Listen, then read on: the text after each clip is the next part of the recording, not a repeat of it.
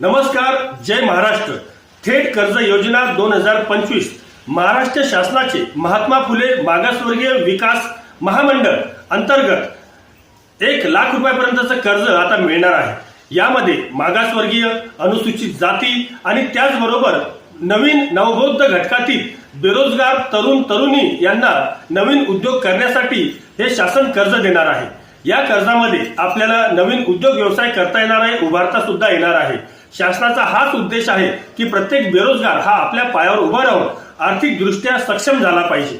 हाच एकमेव उद्देश शासनाचा आहे। तर यासाठी आपल्याला 31 ऑगस्ट 2025 पर्यंत ऑनलाईन आणि ऑफलाईन स्वरूपात हा अर्ज सादर करायचा आहे। तर राजमाता फाउंडेशन तुमच्या सोबत आहे। आपल्याला अर्ज कुठे करायचा, आपल्याला अर्ज कसा करायचा, त्याचा पाठपुरावा कसा करायचा, यासाठी आम्ही तुमच्या सोबत आहोत।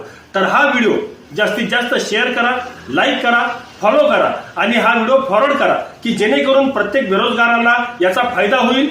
जय महाराष्ट्र।